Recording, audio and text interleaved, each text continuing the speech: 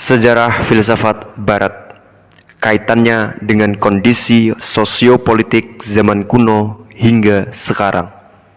Karya buku Bertrand Russell. Bab 19, Metafisika Aristoteles.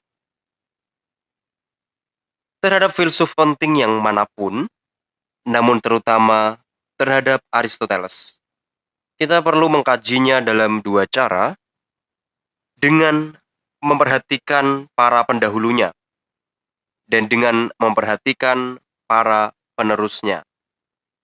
Pada aspek yang pertama, jasa Aristoteles sangat besar. Pada aspek kedua, pengaruh buruknya sama besar.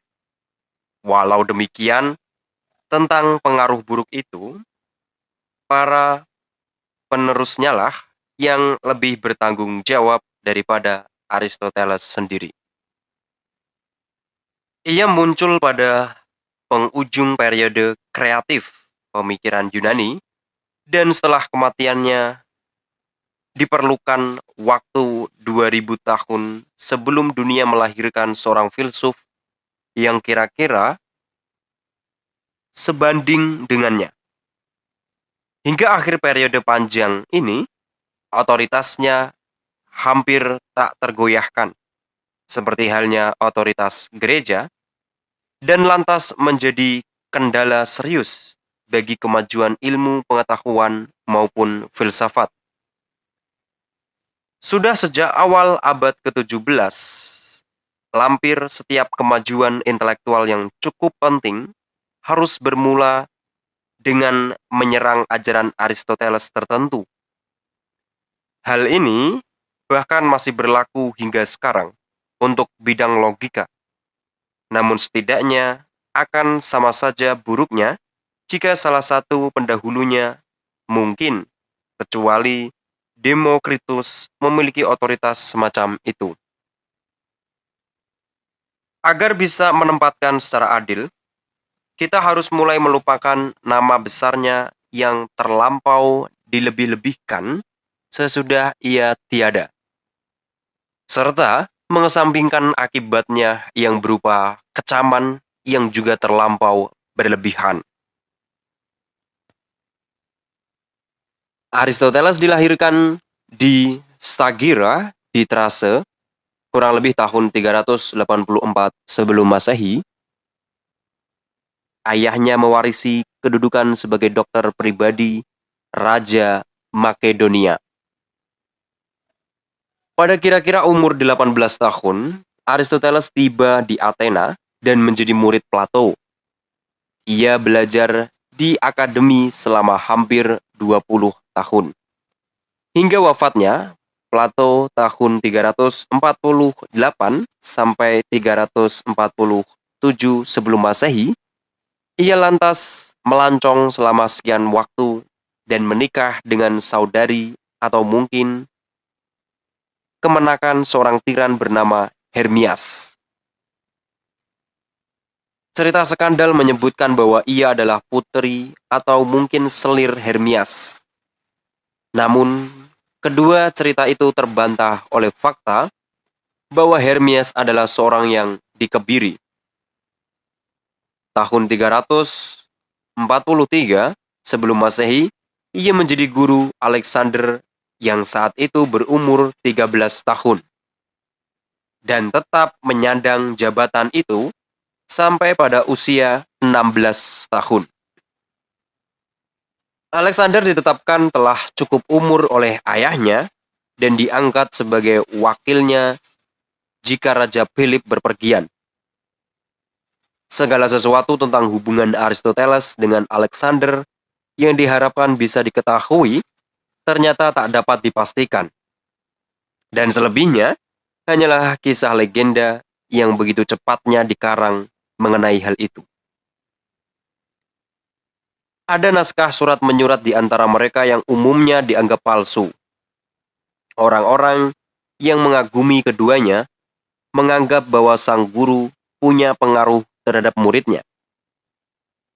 Hegel berpendapat bahwa karir Alexander membuktikan faedah praktis filsafat. Mengenai hal ini, A.W. Ben membuktikan faedah praktis filsafat.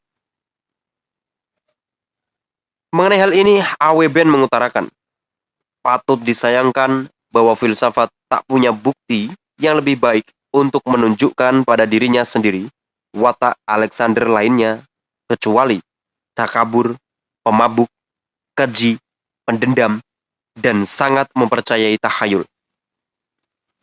Ia memadukan tabiat kejam seorang kepala suku dari tanah pegunungan dengan kesewenang-wenangan seorang raja dari timur. Bagi saya sendiri, meski saya sepakat dengan Ben tentang perangai Alexander, saya pun berpendapat bahwa apa yang dilakukan sangat penting dan sangat bermanfaat. Sebab tanpa Alexander, seluruh tradisi peradaban Yunani tentunya telah benar-benar punah. Perihal pengaruh Aristoteles terhadapnya, kita bebas mengajukan dugaan apapun yang kira-kira paling masuk akal. Menurut saya, pengaruhnya nihil. Alexander adalah seorang pemuda ambisius yang bernafsu besar. Hubungan dia dengan ayahnya buruk, dan agaknya tak telaten bersekolah. Aristoteles berpendapat bahwa hendaknya tak ada negara yang berpendudukan lebih dari 100.000 jiwa dan mengajarkan doktrin tentang jalan tengah.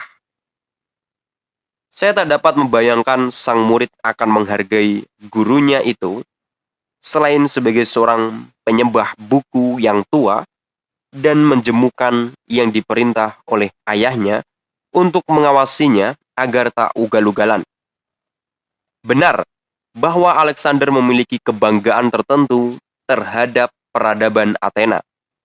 Namun itu adalah sikap yang sudah lazim bagi seluruh anggota dinastinya, yang ingin menunjukkan bahwa mereka bukan bangsa barbar. Ini sepadan dengan perasaan kaum bangsawan Rusia abad ke-19 terhadap Paris.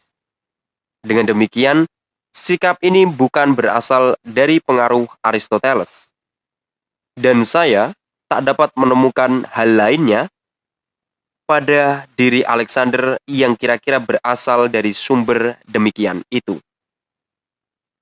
Lebih mengherankan lagi bahwa Alexander pun tak melancarkan banyak pengaruh terhadap Aristoteles, yang pemikirannya tentang politik telah begitu saja melalaikan fakta bahwa zaman kejayaan negara kota telah mulai tergusur oleh era kekaisaran.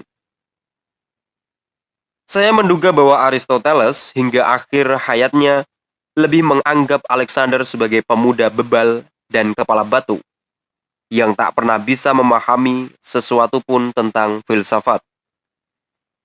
Secara garis besar, hubungan antara kedua tokoh penting itu agaknya tak membuahkan faedah apapun, seolah mereka hidup dalam dunia yang berbeda. Dari tahun 335 hingga 322 sebelum Masehi, yang pada tahun terakhir itulah Alexander wafat. Aristoteles bermukim di Athena. Di sepanjang 12 tahun itulah ia mendirikan perguruannya dan menulis sebagian besar buku-bukunya. Setelah wafatnya Alexander, orang-orang Athena memberontak dan menyerang sahabat-sahabat Alexander, termasuk Aristoteles yang didakwa mendurhakai agama. Namun berbeda dengan Socrates. Ia melarikan diri untuk menghindari hukuman. Di tahun berikutnya, 322 sebelum Masehi, ia meninggal. Sebagai filsuf, dalam banyak hal Aristoteles jauh berbeda dengan para pendahulunya. Dialah filsuf pertama yang menulis seperti seorang profesor. Risalah-risalahnya sistematis, telaahnya dipilah-pilah menjadi sejumlah bagian. Ia pun seorang guru profesional dan bukan semacam nabi yang menerima ilham. Karyanya bersifat kritis, seksama, wajar, tanpa terlihat adanya jejak agama bakus yang penuh gelora. Unsur-unsur orpis dalam pemikiran Plato diperlunak dalam filsafat Aristoteles dan dipadukan dengan pengetahuan awam dalam kadar tinggi. Dalam hal tertentu, di mana ia bersikap platonis, kita menduga bahwa perangainya yang wajar telah terkalahkan oleh ajaran yang ia anut. Ia bukan seorang yang gairahnya meluap-luap atau menunjukkan watak yang terlampau religius. Kesalahan para pendahulunya adalah kesalahan indah dari kaum muda yang ingin menggapai sesuatu yang muskil. Kesalahan Aristoteles adalah kesalahan seorang dewasa yang tak dapat mengelakkan dirinya dari prasangka pada umumnya. Dialah yang paling unggul dalam hal kecermatan dan kritik. Ia gagal dalam menyusun konstruksi besar karena kurangnya kejelasan fundamental serta terlampau besarnya keinginan. Sulit untuk menentukan pada titik manakah kita harus mengawali pembahasan tentang metafisika Aristoteles. Namun bagian terbaik agaknya adalah kritiknya terhadap teori ide serta doktrin alternatif tentang universal-universal. Ia mengajukan argumen yang sangat bagus untuk menyanggah teori ide, yang sebagian besar argumen itu telah terdapat dalam karya Plato Parmenides. Argumen yang paling kokoh adalah tentang orang ketiga. Jika seorang manusia adalah manusia karena ia menyerupai manusia ideal, maka masih harus ada manusia ideal lainnya lagi yang terhadapnya manusia biasa dan manusia ideal tadi mempersamakan diri. Satu lagi, Socrates adalah sekaligus seorang manusia dan seekor binatang. Sehingga timbul pertanyaan, apakah manusia ideal adalah seekor binatang ideal? Jika memang demikian, maka harus ada banyak binatang ideal sebanyak spesies binatang yang ada. Kita tak perlu membahas selengkapnya masalah ini. Aristoteles telah menjelaskan bahwa jika sejumlah individu menyandang predikat yang sama, ini bukan karena hubungannya dengan sesuatu yang sejenis dengan diri mereka sendiri, melainkan sesuatu yang lebih ideal. Masalah ini bisa saja dianggap telah selesai, tetapi doktrin Aristoteles sendiri tidak jelas. Kurangnya kejelasan inilah yang memungkinkan terjadinya kontroversi antara golongan nominalis dan realis di zaman pertengahan. Secara garis besar, metafisika Aristoteles bisa dilukiskan sebagai pemikiran Plato yang diperlunak dengan pengetahuan awam.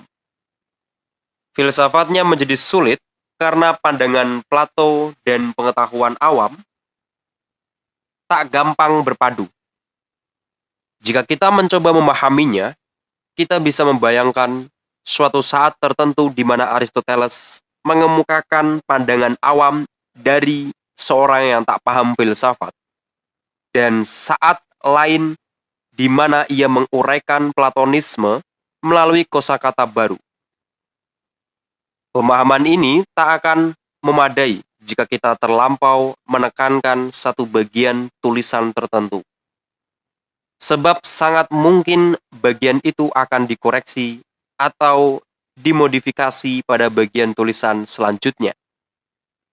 Secara keseluruhan, cara termudah untuk memahami teori tentang universal maupun teorinya tentang materi dan bentuk adalah dengan pertama-tama menguraikan doktrinnya yang berdasarkan pengetahuan awam, yang mengisi separuh pandangannya, dan kemudian membahas modifikasi atas bagian-bagian filsafat Plato yang ia sanggah.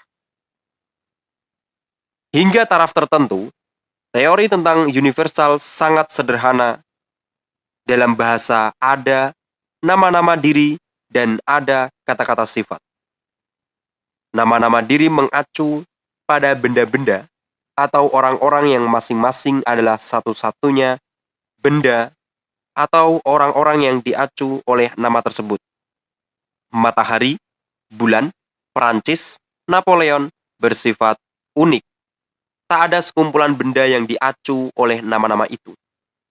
Di lain pihak, kata-kata seperti kucing, anjing, manusia mengacu pada banyak benda yang berbeda-beda.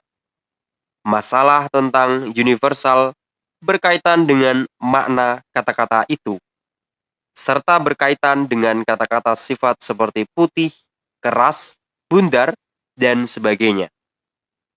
Aristoteles mengatakan, dengan istilah universal, saya memaksudkan suatu ciri yang dapat dipredikatkan pada banyak subjek, sedangkan individu adalah sesuatu yang tidak dipredikatkan.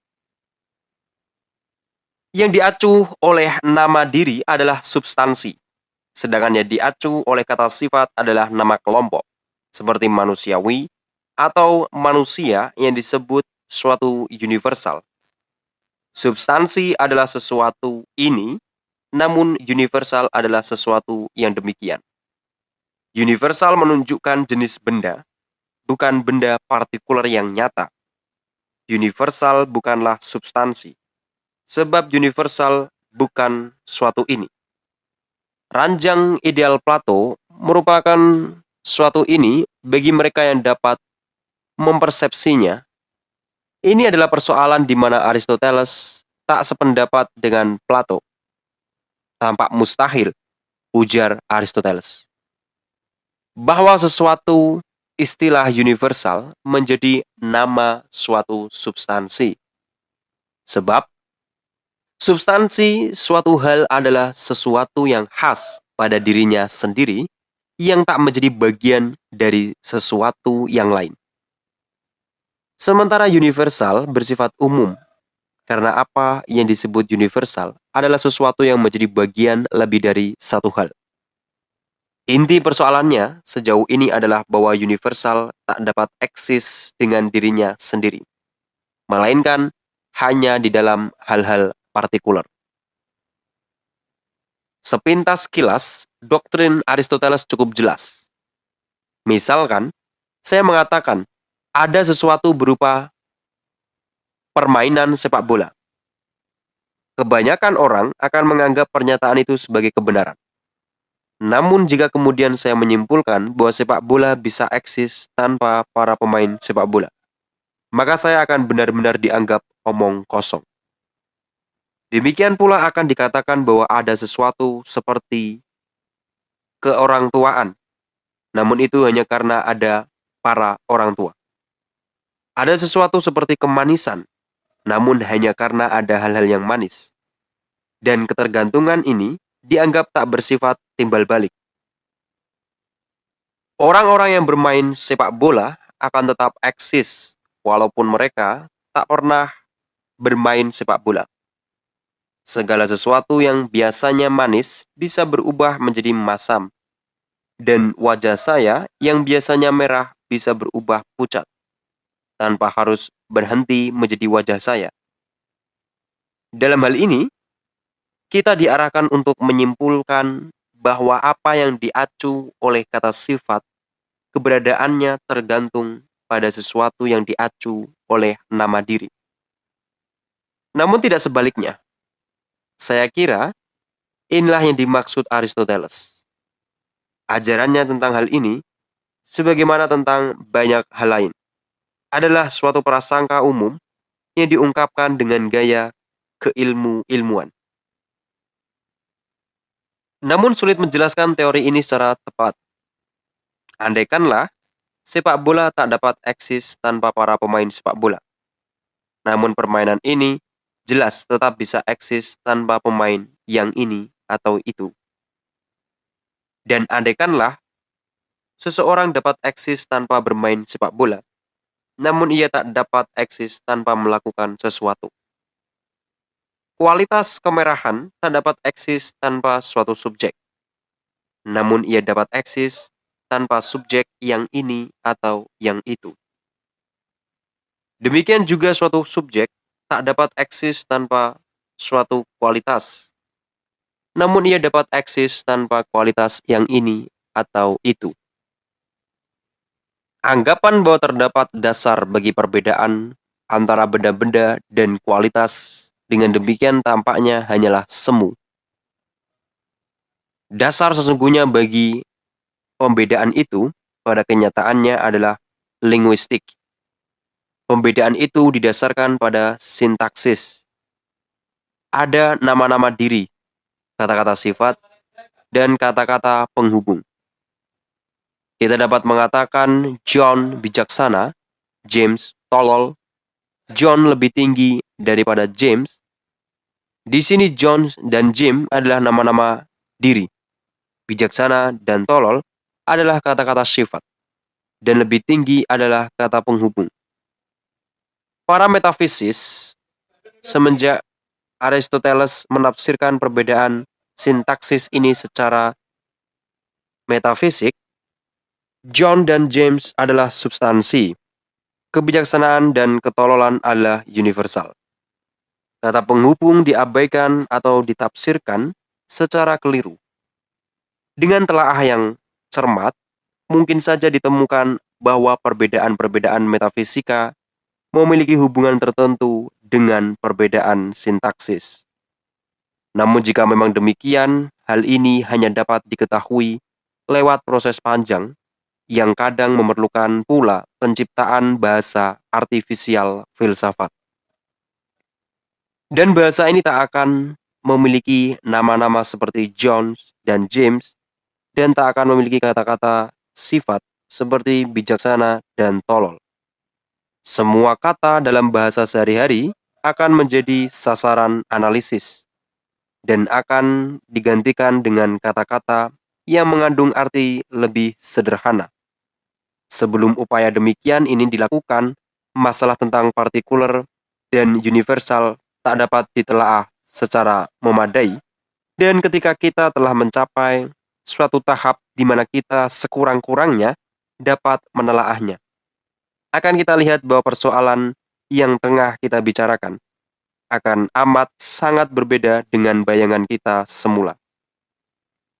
Dengan demikian, saya gagal menjelaskan teori Aristoteles tentang universal. Dan ini saya tegaskan karena teori itu memang tak jelas. Tetapi bisa dipastikan bahwa upaya Aristoteles itu merupakan kemajuan dibanding teori ide dan jelas menyangkut sebuah persoalan yang hakiki dan sangat penting. Ada peristilahan lain yang penting dalam filsafat Aristoteles dan dalam pemikiran para pengikut skolastiknya, yakni esensi. Istilah ini bukanlah padanan dari universal.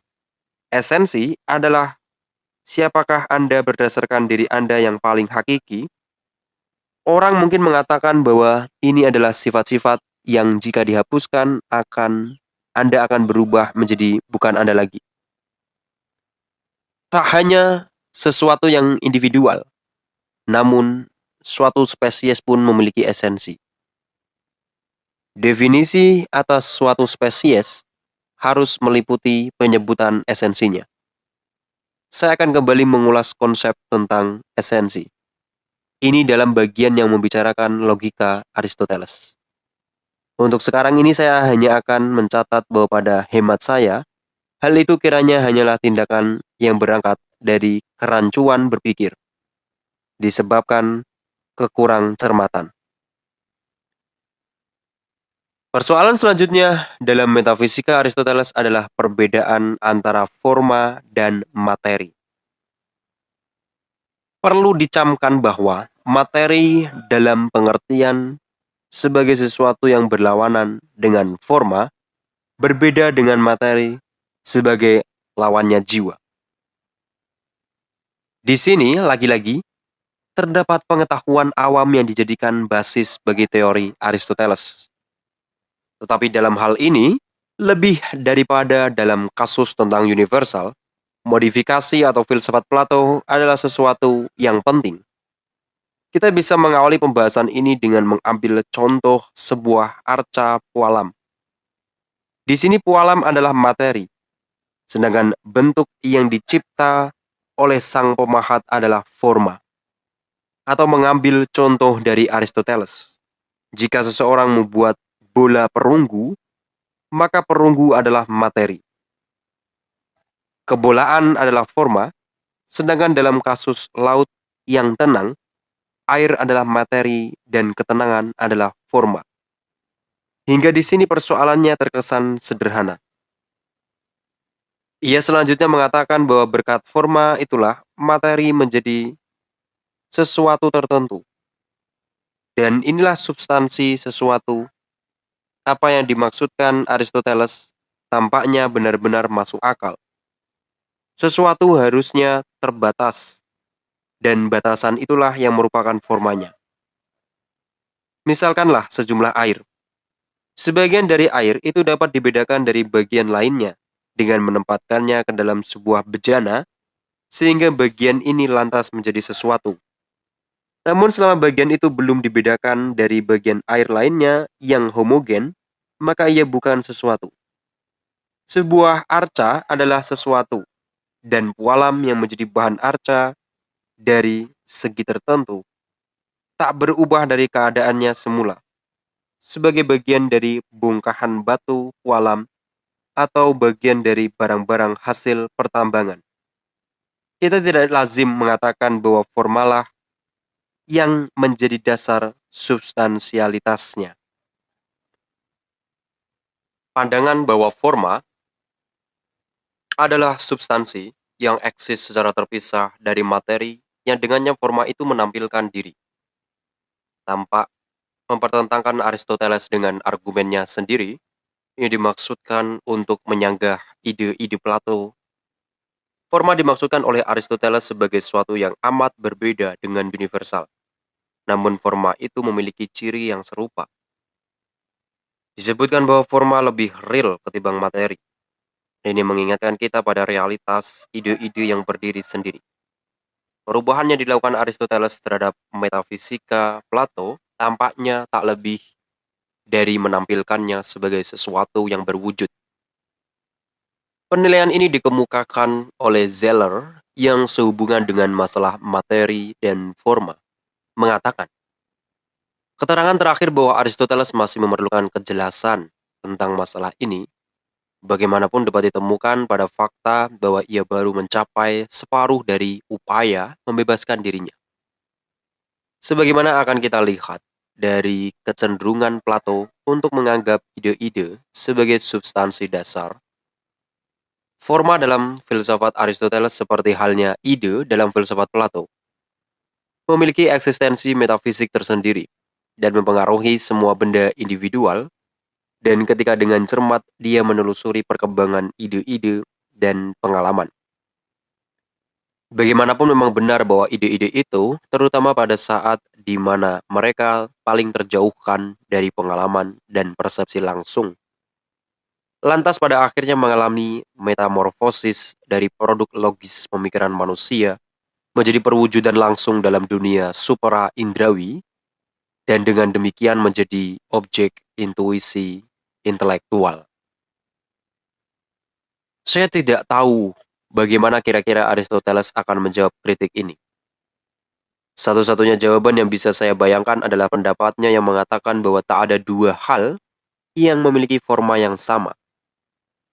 Jika seseorang membuat dua bola kuningan, demikianlah kita lazim mengatakannya, masing-masing bola memiliki kebolaannya yang khas, yang bersifat substansial dan partikular, dan merupakan suatu perwujudan dari kebolaan, universal namun tidak identik dengannya. Saya tak berpendapat bahwa apa yang diungkapkan dalam tulisan yang saya kutip tadi akan sesuai dengan penafsiran ini. Sementara jawaban ini pun masih memungkinkan sanggahan bahwa kebolaan partikular dalam pandangan Aristoteles tak akan bisa diketahui. Sedangkan pendapat yang mendasar dalam metafisikanya adalah bahwa jika terdapat lebih banyak forma dan lebih sedikit materi, maka segala sesuatu semakin bisa diketahui. Pendapat ini hanya sejalan dengan pandangannya yang lain. Jika forma dapat diwujudkan pada banyak benda partikular, sedangkan seandainya ia mengatakan bahwa ada banyak forma yang merupakan perwujudan kebolaan sebanyak benda-benda yang berbentuk bola. Ia tentunya telah melakukan perubahan radikal atas filsafatnya. Sebagai misal, pandangannya bahwa forma identik dengan esensinya tidak sejalan dengan keluar yang disarankan di atas. Doktrin tentang materi dan forma dalam filsafat Aristoteles berkaitan dengan perbedaan potensialitas dan aktualitas. Materi mentah dikonsepsikan sebagai potensialitas forma. Semua perubahan adalah apa yang kita sebut evolusi. Dalam arti bahwa sesudah adanya perubahan itu, sesuatu tertentu memiliki lebih banyak forma daripada sebelumnya. Apa yang memiliki lebih banyak forma dianggap lebih aktual. Tuhan adalah forma murni dan aktualisasi murni pada dirinya. Dengan demikian, mustahil terjadi perubahan. Terlihat bahwa doktrin ini bersifat optimistis dan teleologis. Alam semesta dan segala hal di dalamnya senantiasa berkembang menuju sesuatu yang lebih baik daripada sebelumnya. Konsep potensialitas dalam sekian segi terkesan luas. Asalkan konsep itu dipakai sedemikian rupa sehingga kita dapat menerjemahkan pernyataan kita ke dalam suatu bentuk di mana konsep itu sendiri tak hadir. Sebongkah pualam adalah arca potensial, berarti dari sebongkah pualam dengan tindakan yang tepat bisa dihasilkan sebuah arca. Namun jika potensialitas itu dipakai sebagai konsep fundamental dan tak bisa ditawar-tawar, konsep itu selalu mengandung pemikiran yang rancu. Penanganan Aristoteles atas masalah itu yang merupakan salah satu cacat dalam sistemnya. Teologi Aristoteles cukup menarik dan berkaitan erat dengan pemikiran metafisikanya yang lain. Bahkan, teologi adalah sebutan yang dia pakai untuk apa yang kita sebut metafisika. Buku yang kita kenal dengan judul metafisika itu tidak disebut demikian oleh Aristoteles. Ia mengatakan bahwa ada 3 macam substansi yang tertangkap indera dan bisa musnah. Yang tertangkap indera namun tak dapat musnah, dan yang tak tertangkap indera sekaligus tak dapat musnah. Golongan pertama meliputi tumbuh-tumbuhan dan binatang. Yang kedua meliputi benda-benda langit yang diyakini Aristoteles tak mengalami perubahan, kecuali hanya bergerak. Yang ketiga meliputi jiwa rasional pada manusia serta pada Tuhan. Argumen utama untuk membuktikan keberadaan Tuhan adalah konsep tentang causa prima, pastilah ada sesuatu yang menciptakan gerak, dan sesuatu itu pada dirinya sendiri haruslah tak tergerakkan, dan pastilah abadi. Merupakan substansi dan aktualitas. Objek keinginan dan objek pikiran, menurut Aristoteles menyebabkan gerak dengan cara demikian itu. Yakni dirinya sendiri tak harus bergerak. Jadi Tuhan melahirkan gerak dengan jalan dicintai. Sedangkan hal-hal lain menyebabkan terjadinya gerak dengan cara dirinya sendiri harus bergerak seperti bola biliar. Tuhan adalah pikiran murni, sebab pikiranlah yang terbaik. Hidup pun adalah bagian dari Tuhan, sebab kehidupan adalah aktualitas pikiran dan aktualitas Tuhan yang tergantung pada dirinya sendiri adalah kehidupan yang terbaik dan kekal. Dengan demikian, kita dapat mengatakan bahwa Tuhan adalah suatu pengada yang hidup, baka, terbaik, sehingga kehidupan dan keberlangsungan yang terus-menerus dan kekal adalah milik Tuhan. Sebab inilah Tuhan. Maka jelas dari apa yang telah dikatakan bahwa ada suatu substansi yang kekal dan tak tergerakkan, dan berbeda dengan benda-benda indrawi. Telah ditunjukkan bahwa substansi ini tidak memiliki kebesaran, tak memiliki bagian-bagian dan tak dapat dibagi-bagi. Namun telah ditunjukkan juga bahwa ia tetap dan tak berubah, sebab segala perubahan lainnya mengikuti perubahan tempat. Tuhan tak memiliki ciri-ciri seperti Tuhan penyelenggara dalam keyakinan Kristen, sebab akan turunlah derajat kesempurnaannya jika ia memikirkan segala sesuatu selain yang sempurna. ialah dirinya sendiri. Pikiran Tuhan pastilah berpikir tentang dirinya sendiri.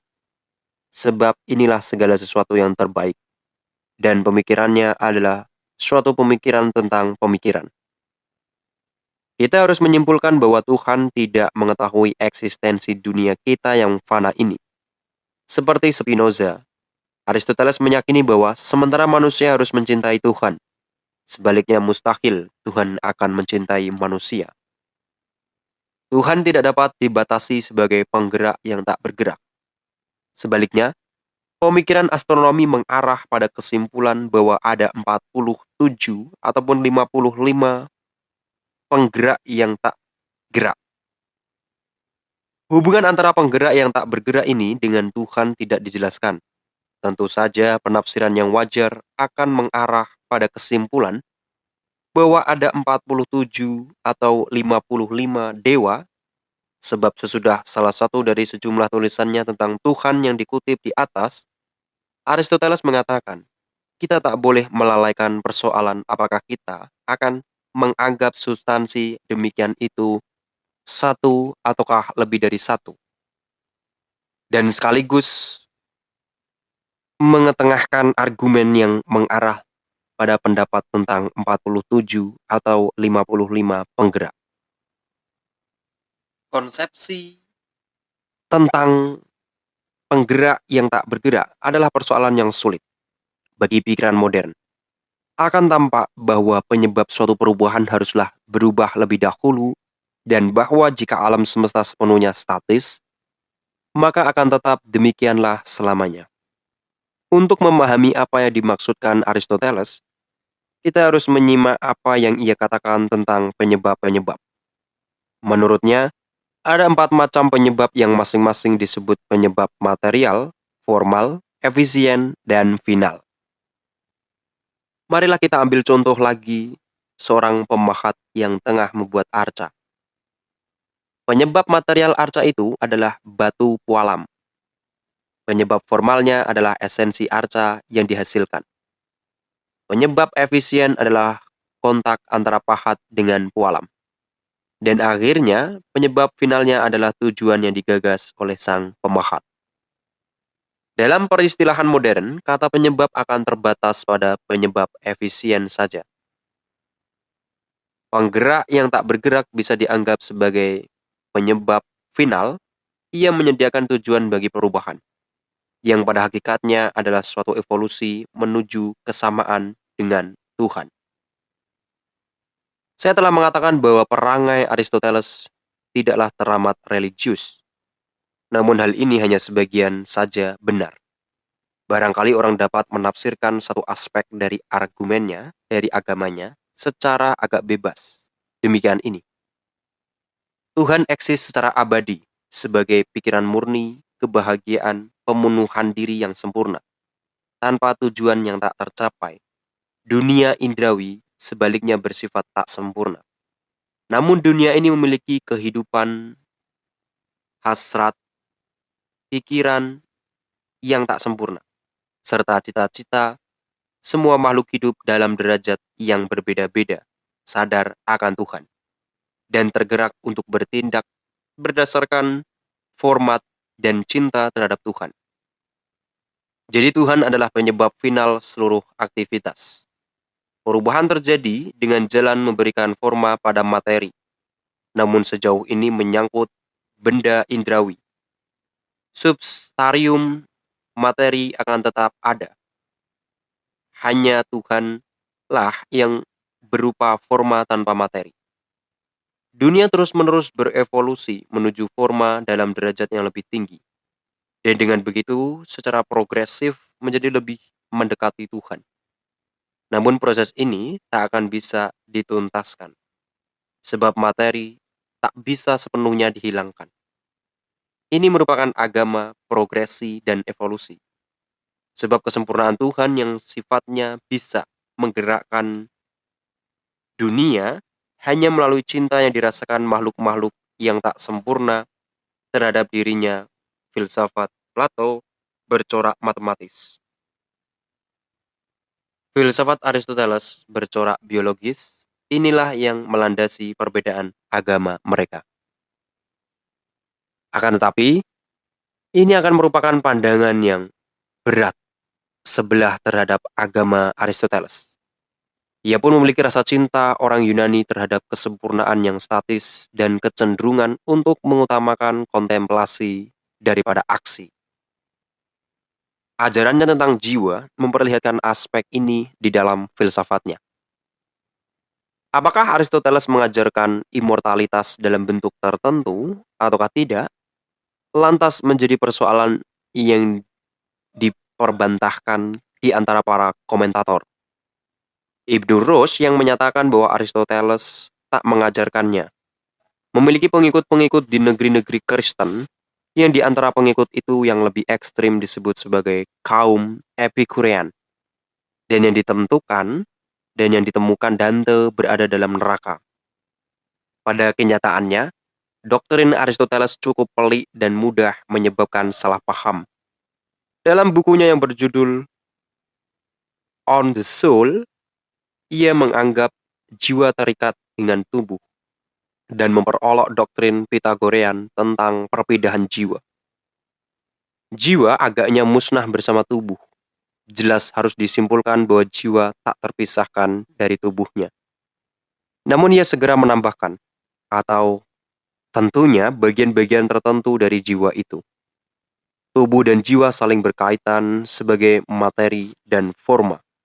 Jiwa tentunya adalah substansi dalam pengertian sebagai forma dari suatu tubuh material yang memiliki potensialitas kehidupan di dalamnya. Suatu tubuh material yang memiliki potensialitas kehidupan di dalamnya, namun substansi adalah aktualitas. Dan dengan begitu, jiwa adalah aktualitas dari tubuh yang dicirikan di atas. Jiwa adalah substansi dalam arti berkaitan dengan formula definitif yang terdapat pada esensi sesuatu. Ini berarti bahwa jiwa adalah keapaan esensial. Suatu tubuh yang memiliki ciri-ciri yang telah disebut tadi, yakni memiliki kehidupan. Jiwa adalah tahap pertama aktualitas tubuh alamiah yang memiliki potensialitas kehidupan di dalamnya. Tubuh dengan demikian digambarkan sebagai tubuh yang terorganisir. Mempertanyakan apakah jiwa dan tubuh merupakan satu kesatuan sama sia-sianya dengan mempertanyakan apakah lilin dan bentuk yang diterapkan padanya oleh stempel adalah satu. Pemeliharaan diri adalah satu-satunya kemampuan psikis yang dimiliki oleh tumbuh-tumbuhan. Jiwa adalah penyebab final atas tubuh. Dalam buku ini, Aristoteles membedakan antara jiwa dan akal, menempatkan akal lebih tinggi daripada jiwa, dan kurang terikat dengan tubuh. Sesudah menguraikan hubungan antara jiwa dengan tubuh, ia mengatakan akal adalah sesuatu yang lain lagi. Akal agaknya adalah sesuatu yang mandiri, yang ditanamkan ke dalam jiwa dan tak dapat hancur.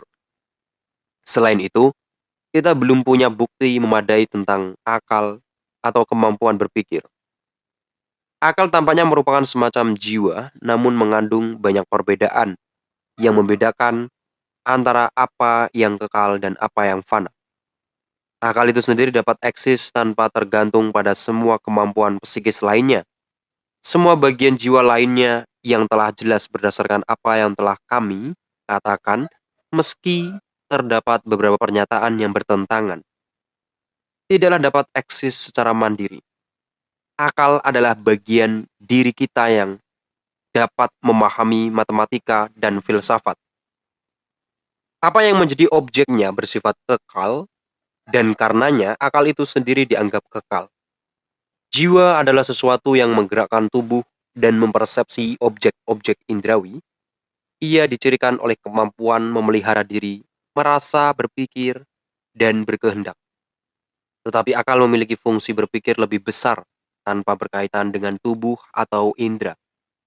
Dengan demikian akal bisa kekal, meski bagian-bagian jiwa lainnya tak kekal.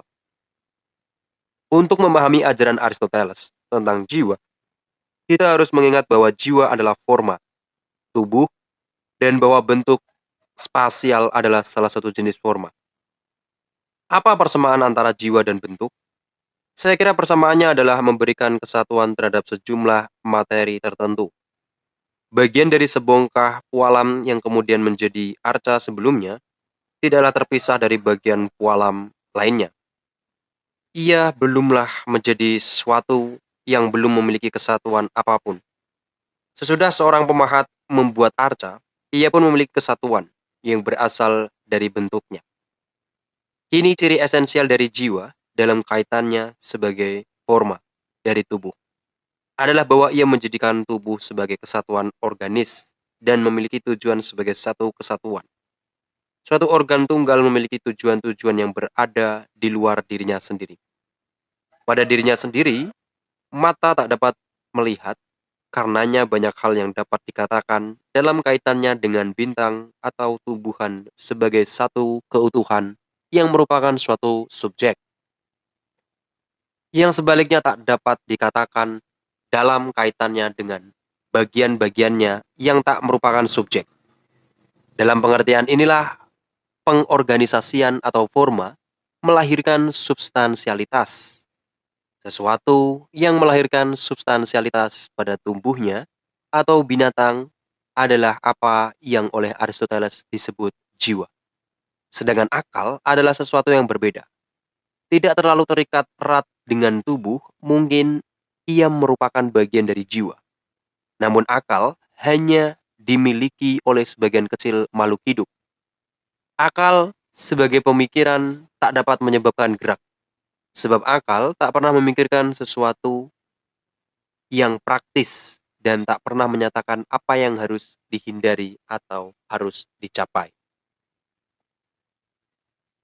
Doktrin serupa itu, dengan sedikit perubahan terminologi, dikemukakan dalam Nikomachean Etik.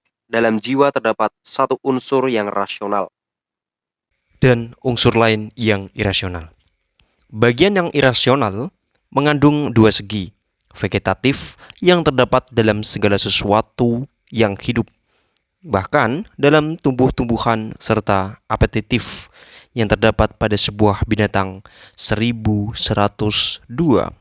Kehidupan jiwa yang rasional berada dalam perenungan yang merupakan kebahagiaan sempurna bagi manusia. Meski kesempurnaan itu tak dapat dicapai sepenuhnya, kehidupan jiwa rasional itu terlampau tinggi bagi manusia. Sebab kehidupan yang demikian itu tidak terjadi sejauh ia hanyalah manusia, melainkan terjadi sejauh sesuatu yang ilahi hadir dalam dirinya. Dan karena kehidupan jiwa rasional itu lebih mulia daripada semua sifat kita lainnya, maka aktivitas pun lebih mulia daripada apa yang dipraktikkan oleh perbuatan-perbuatan utama jenis lainnya, yakni jenis yang praktis. Jika akal bersifat ilahi dalam perbandingan dengan sifat manusia, maka kehidupan yang berkaitan dengannya pun bersifat ilahi jika dibandingkan dengan kehidupan manusia. Namun, kita tak semestinya mengikuti mereka yang menyarankan bahwa sebagai manusia, kita sebaiknya berpikir tentang segala sesuatu yang manusiawi, dan sebagai makhluk fana, mestinya memikirkan segala hal yang fana. Namun sebaliknya, sejauh kita mampu, kita harus menjadikan diri kita kekal, berupaya sebisa-bisanya untuk hidup sesuai dengan segala hal yang terbaik dalam diri kita. Sebab walaupun ini hanyalah sesuatu yang kecil di dalam sesuatu yang besar, namun ia memiliki daya dan nilai jauh lebih tinggi dibandingkan segala sesuatu. Dari kutipan itu terlihat bahwa individualitas, sesuatu yang membedakan manusia satu dengan lainnya, berkaitan dengan tubuh dan jiwa irasional. Sedangkan jiwa rasional atau akal bersifat ilahi dan impersonal. Ada orang yang menyukai kerang dan orang lain menyukai nanas. Ini adalah sesuatu yang membedakan mereka. Namun, ketika mereka berpikir tentang daftar perkalian, asalkan mereka berpikir secara benar, tak ada perbedaan antara mereka. Segi irasional memisahkan kita. Segi rasional mempersatukan kita. Jadi immortalitas akal dan nalar bukanlah berarti immortalitas personal pada manusia-manusia tertentu, melainkan sama-sama mengambil bagian dalam immortalitas Tuhan. Tak ada bukti bahwa Aristoteles meyakini immortalitas personal, dalam arti seperti yang diajarkan Plato dan berikutnya oleh agama Kristen. Yang ia percaya hanyalah bahwa sejauh manusia bersikap rasional, ia mengambil bagian dalam keilahian yang bersifat kekal. Terbuka kemungkinan bagi manusia untuk meningkatkan unsur ilahi dalam kodratnya, dan melakukan hal demikian itu merupakan keutamaan tertinggi. Namun sekiranya ia bisa melakukan itu secara sempurna, tentulah ia akan berhenti eksis sebagai individu tertentu. Barangkali ini bukanlah satu-satunya tafsir yang mungkin atas apa yang diungkapkan Aristoteles. Namun saya kira ini yang paling wajar. Catatan The Greek Philosopher volume 1 halaman 285, Ethics 1170, On Interpretation 17, Aristoteles volume 1 halaman 204.